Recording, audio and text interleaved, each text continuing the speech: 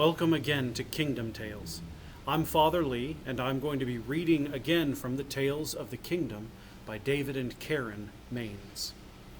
One of the most difficult things for us to learn in our lives is that the decisions that we make affect everyone around us.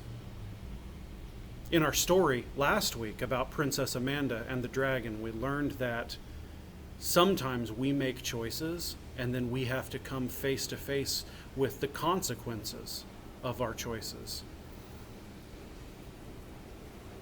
But a harder lesson for us to learn is that sometimes it's not just me who has to face those consequences, but it's all of us, all together.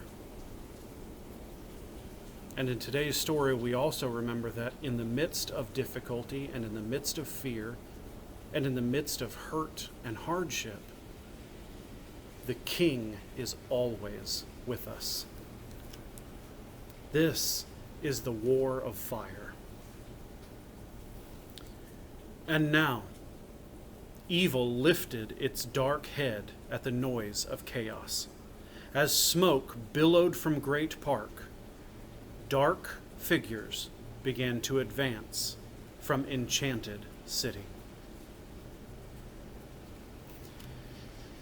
Caretaker rushed into the cottage, carrying Princess Amanda in his arms. He laid the child on a cot. Mercy gasped to see her. "What has happened?" she asked. "Firefighting," the old man answered, and the look he gave his wife told all there was to tell. Because of Princess Amanda's disobedience, Great Park was now vulnerable to danger. Crow-ee, crow-ee, crow-ee. Ranger horns blasted the warning over and over. Fire. Danger. "Do what you can for her, but quickly," Caretaker ordered, hurrying out the door. "Then come to inmost circle. The enchanter's men will be rushing the gate. You will be needed right away." Immediately, Mercy turned and went to the fireplace, where she quickly mixed together a basin full of herb salves. "Hiro," she called, "I need your help. Dip these clean rags into the bowl and cover the child's burns, like so." Mercy cut away Amanda's singed clothes and covered her with a blanket. Hiro watched as the old woman patted compresses into place on all the scorched and burned skin. She took a mug and filled it from the jug of healing draught. Gently, she poured it down Amanda's throat. "Crow-ee!" The horns sounded urgently. "I must go," Mercy said to Hiro. "Danger has breached our gates." The old woman paused as she went out the door. "If you are threatened in any way, do not be afraid. Speak the ranger cries to give you strength. To the kingdom, to the king." And then she was gone. Hiro watched the wounded girl, so still on the cot. What had happened? Her blistered skin, her closed and swollen eyes frightened him. She scarcely seemed to be breathing. Frantic noises from outside intruded into the silence of the cottage. All the able people of Great Park were hurrying toward inmost circle, where the sacred flames were being lit. Hiro heard rangers' shouts, heard the warning horns sounding over and over. Then, from far away, he heard the ominous, low beat of the death drums of Enchanted City. His ears picked out another sound, too. Nay, nay, nay. Nay, nay, nay. Nay, nay, nay. It was the battle song of the naysayers, who held the power to freeze people's minds by speaking no into their hearts. Hiro knew that the burners, spreading fires of destruction with their glowing pokers, and breakers carrying cudgels to beat to death anyone who resisted them, would be creeping behind the marching army of naysayers. Hiro's heart filled with despair. The boy looked at the young girl on the cot. He knew she was dying. Amanda! Amanda! He groaned inwardly as all the memories of the little princess came rushing upon him. Amanda sitting on a stump in the woods with flowers between her toes. Amanda throwing the caretaker's hatchet with perfect aim to defend him against the faithless ranger. Amanda laughing. Hiro knelt beside the cot, his eyes wet with tears. Then he remembered Mercy's last instructions. "To the king," he whispered, choking on the words. "To the kingdom." His heart was heavy, but he repeated the words over and over. Suddenly, a quick power seemed to fill him, a force close to anger. He stood and shouted at the top of his lungs, "To the kingdom! To the king!" Did the room tilt? Or was Hiro simply overcome by emotion? Amanda suddenly stirred on the cot, and Hiro was aware that he could no longer hear the naysayers chanting their cry. The girl groaned under the blankets, her eyelids fluttered open. "Caretaker! Fire!" Hiro knelt down beside her. "He's gone, Amanda." He and Mercy and all Great Park are hurrying to inmost circle. The girl sat up, swooned, and then tried again. Hiro fought to keep her from rising, but she was desperate. "Don't stop me!" she screamed. "We have to go! We're all in danger!" Frantic, Hiro turned to search for the healing draught of medicine. Where had Mercy put the jug? But he stopped when he heard someone enter the cottage. Whirling around, Hiro saw a dark figure standing in the doorway. It was bent and huddled, hidden beneath the folds of a dark robe, but Hiro could see the face, chalk white, with piercing eyes and a chilling grin. The intruder held an ugly club, knobbed and brutal-looking in its hand. It crept slowly but surely toward the corner where Amanda rested. Hiro wanted to throw himself in the path of this terrible form, but he was as frozen as the moment which seemed to move on crippled feet. The breaker raised its cudgel above its head. Amanda moaned, and then, from nowhere, Hiro heard a shout. The stamp of rushing feet, the whirl of a flying hatchet filled the room, and then a man in a blue cloak and the ghostly breaker were locked in a fierce wrestling match that sent chairs and tables crashing and ended with the breaker being hurled out of the door into the smoking afternoon. The ranger stood in the middle of the cottage, straightening the tables and the chairs. He shot a grim smile at Hiro and Amanda, who were filled with shock. "That's one for Great Park," he said, as he tossed the cudgel abandoned by its owner into the fireplace. "How?" Hiro began to ask. The ranger gently and carefully wrapped Amanda in a blanket. "My orders were to come and get you two," he answered. "Saw him sneaking in, lousy creatures. Always take advantage. Now the park's full of his kind." He hefted the girl into his arms and motioned his head to Hiro. "Grab something loose-fitting she can wear. Hurry." The ranger stepped swiftly out of the cottage, but Hiro hesitated, his heart beating wildly at the thought of walking through a burning Great Park. Something like an unbidden prayer or an old half-song remembered quietly rose within him. "To the king, to the king." In one moment, the boy rushed after the ranger into the hot, strange afternoon. A strong smell of smoke choked the air. The sky above was boiling with awful yellow-gray clouds. Something shadowy caught Hiro's eye. A dark form darted behind a tree, and then another followed it. When they finally reached inmost circle, the sacred flames were blazing with power. The rangers inside the circle were shouting commands as the subjects were organized into striking units, firefighters, protectors, and flame carriers. Hiro would not walk through the flames with the ranger who carried Amanda, and even the girl shuddered and asked to stay outside the sacred circle. The boy and girl stood together and watched Ranger Commander beyond the fire. The silver insignia flashed on his shoulder, and then his belt buckle. Mercy, now a strong war maiden, worked beside him. She passed unlit torches to some, maps to others, buckets to others. The king stood in the middle of it all, head and shoulders above most. His face was stern, his eyes blazed with indignation. He, too, wore a ranger's cloak, but in his hands he held a silver scepter which radiated fiery flames. Suddenly, the king tossed back his head and whistled. Then Ranger Commander and his wife Mercy repeated the call. In an instant, great stags, elk and buck, stepped out of the woods as though they had been waiting for the command. Racks upon racks of horns reflected the light from the ring of flames. At once, the king, the ranger commander, and Mercy stepped outside the sacred flames and leapt onto the back of one of the great elks. Many inside the circle followed until a great band of men and women were mounted on the huge animals. At that moment, a young buck without a rider nudged Hiro. "Let me help you mount, Amanda. We'll go with them." The king leaned high above the withers of the elk he was riding and signaled to the troop behind him.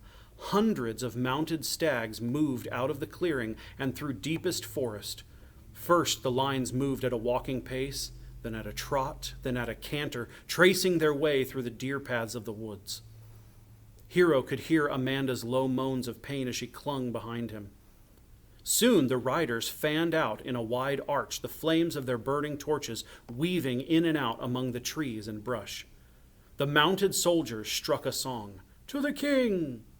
The foot soldiers answered back, "To the kingdom!"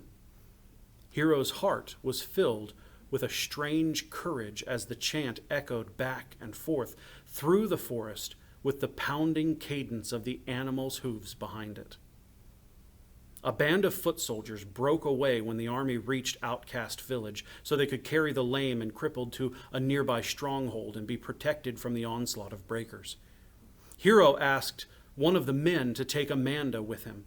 Her quick nod of agreement assured Hiro that he had been right. Amanda was too weak to continue on. But Hiro knew he must help protect Great Park.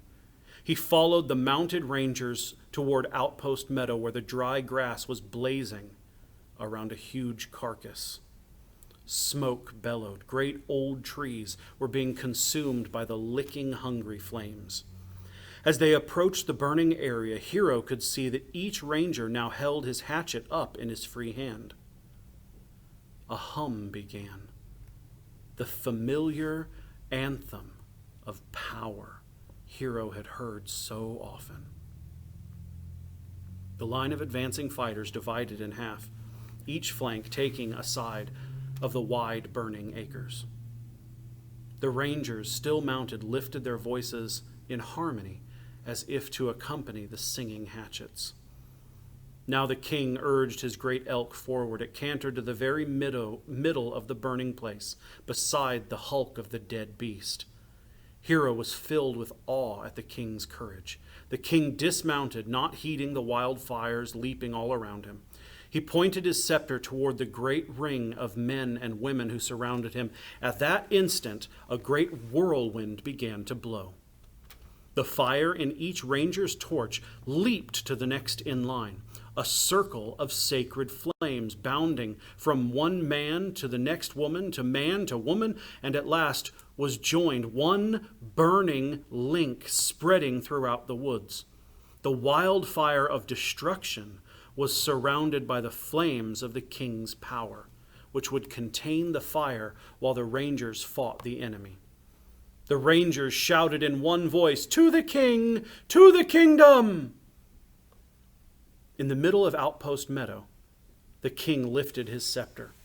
The woods, which had been filled with the yelps and howls of the enchanter's minions, fell silent. The naysayers ceased chanting. The pounding of the death drums was stilled. It was the awesome moment before battle. Suddenly, with a terrible crash, lightning flashed from the blackened sky and struck the tip of the silver staff. White heat blazed through the form of the king, whose feet were planted wide apart. His body shimmered and glistened, yet he stood firm. He held his head back and cried aloud, "To my father, the emperor of all, to the one who always is." Hiro realized then that the rangers were waiting for a command. Suddenly it came. The voice of Ranger Commander roared through the forest, "To arms!" 100 throats from the flanks of either side echoed back, "To arms!" Each ranger thrust the handle of his burning torch into the forest floor and lifted his hatchet. "Charge!" came the cry. "To the king!" came the answer. And the rangers, mounted on elks, leaped toward the forest. Standing outside the ring of flames, Hiro realized he was unarmed for battle. Dismounting, he yanked a gnarled root, solid and lethal, from the earth. In that moment, rough hands grabbed him, throwing him against a huge oak. His breath jammed in his lungs. He felt hard blows against his chest and his shoulders. Then he heard a cry of pain in his own voice. Instinctively, Hiro fell to the ground and rolled away from the attacker. Whoom! A cudgel landed near his head. He rolled again, a near miss. A terrible anger rushed into Hiro. Through the assault, he had held on to his own club. He ruthlessly plunged it into the midsection of the form standing above him. This time, he heard the stranger's shriek of pain. Hiro scrambled to his feet, his lungs starving for air. He raised his club and crashed it against the head of the breaker. Hiro watched as his enemy crumpled into a still form. Then he bent and yanked back the hood. A white face, bushy eyebrows, and a final teeth-baring grin appalled the boy. "Good work." There was a voice behind him, a foot soldier. "Get ready, burners." Hiro drew breath finally in long pants. "How do you fight a burner?" "Fight fire with fire," said the soldier. And he drew 2 burning brands from the circle of flames, tossing one to the boy. "Just do what I do." "Nay, nay, nay." The ominous battle cry grew louder. "Don't listen to the naysayers," warned the foot soldier. "Here come the burners." A band of dark shadows sprang out of the woods. The burners' torches glowed with lurid light. Hiro's heart despaired. He remembered branding long ago. His stomach and back began to throb. "Charge!" yelled the foot soldier beside him. Amazed, Hiro watched the man rush the ominous burners. "Nay, nay, nay," thought Hiro. "What's the use of one against so many?" "Come on, lad!" Fatigue gripped Hiro like bands of steel. Despair chained his heart. How could the king win against such evil? The burners surrounded the lone foot soldier. One of the burners thrust a poker at him. It caught the fighter's clothes, and then he whirled free. He held his torch out at arm's length and turned, widening the distance between himself and his enemies. "Nay, nay, nay. Come on, lad, give me a hand." Through the fear that froze him, Hiro heard another voice. "To the kingdom!" It was the voice of the king. Hiro grabbed his brand. He screamed, "I'll give you 2 hands!" and then plunged through the ring of burners, flailing and thrusting with mighty energy. Back to back, the 2 subjects of the king stood, thrust. The flames leaped from the brands in their hand and curled around a burner. "Ah!" One of them yelped and fled from the circle. Hiro and the foot soldier whacked their torches at the enemy, knocking the pokers of 2 burners to the ground, lighting the garments of another in flames. Soon this bandit turned and fled into the forest. Hiro again heard the voice of the king. "To the emperor of all, to the one who always is." Thunder rolled, and the rains came. The raging flames, which had been contained within the circle of sacred flames, wavered back and forth, sputtered up and down, and finally lay still, quenched by the driving rain. A great wail rose out in the distance. "Retreat! Retreat!" Hooves pounded in the forest as rangers chased the evil ones through the dark night toward the keyhole entrance to Great Park. Finally, the circle of sacred flames itself blazed up high to meet the sky, and then it too was extinguished. Exhausted, Hiro turned back toward Outpost Meadow just in time to see the flames burn low and see the king lower his scepter. Mercy and Ranger Commander stood on either side of him. Soon dawn broke, the rain stopped, and the hum of the hatchets faded away. The gates to Great Park slammed closed. The animal herd fled into the forest, and each man and woman returned to their loved ones. Nothing remained on the battlefield where the war of fires had been fought, but the scorched earth smelling like damp ashes, and 3 weary figures in the middle of Outpost Meadow. An old woman, an old caretaker, and a young peasant. They bent their heads together and held each other. And then the peasant whispered, "To the restoration," and lifted his hands to the sky. So the raging fire in the forest was quenched by a greater power. For there are some things that cannot be moved, cannot be shaken, that are beyond burning.